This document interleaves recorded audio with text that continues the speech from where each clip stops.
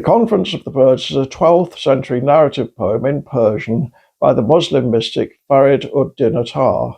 Attar was born in what's now northeastern Iran.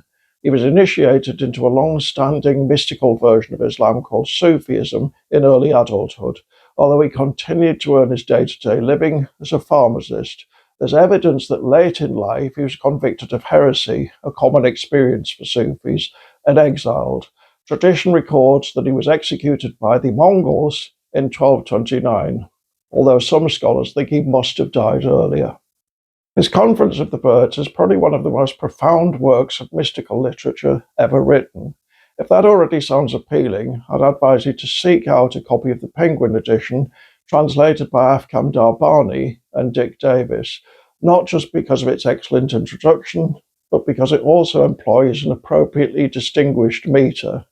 It also presents the poem in its entirety, whereas many other translations make do with a mere selection.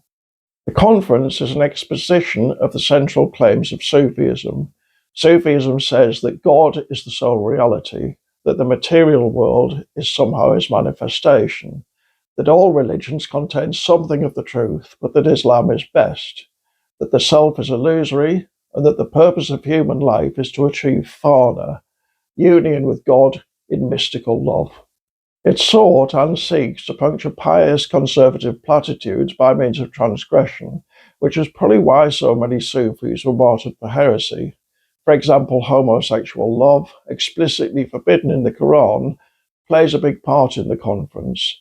The two Sufi heroes who loom largest in Attar's poem are Mansur al-Hallaj, who in the 10th century was whipped until he fell unconscious, then decapitated, and Bayezid Bastami, who's claimed to have seen himself sitting on God's throne, infuriated establishment scholars.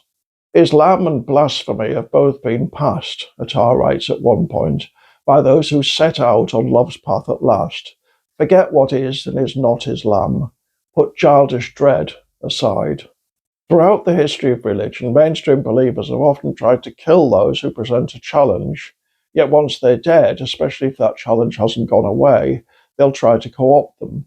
In terms of the murders, a Wikipedia article entitled simply Persecution of Sufis gives some idea of their scope. Nevertheless, Sufis like Rumi, al-Hallaj, Bastami, and the author of the Conference later became, for some believers, exemplars of Islam at its best. The Conference of the Birds is about a quest by the world's birds to find a king. The hoopoe becomes their leader after he reveals that they already have a king, but that king, called the Simorg, lives far away across 7 valleys called search, love, mystical apprehension, detachment, unity, bewilderment, and fulfillment in annihilation. Each bird represents a different type of human personality. For example, the finch represents timidity. Each proffers a different excuse as to why he or she can't embark on the journey.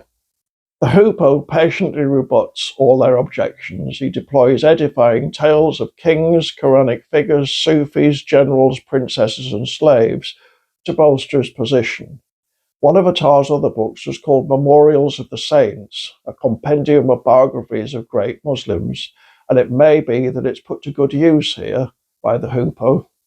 What we get as the hoopoe presents his case is a comprehensive presentation of the claims of mysticism, one that any devout Hindu, Christian, Jew, Sikh, or even Buddhist will recognize. Its overriding theme is that the self is an illusion and must be discarded if spiritual progress is to be achieved. What raises it well above the level of much mystical literature is that it's no dull treatise. On the contrary, it's witty, entertaining, and memorable. At the risk of repeating myself, this is a book of considerable depth. Much of what it has to say feels intuitively true, even after long reflection. Once you've finished it, it's one of those books whose teachings, like it or not, can seem to follow you around.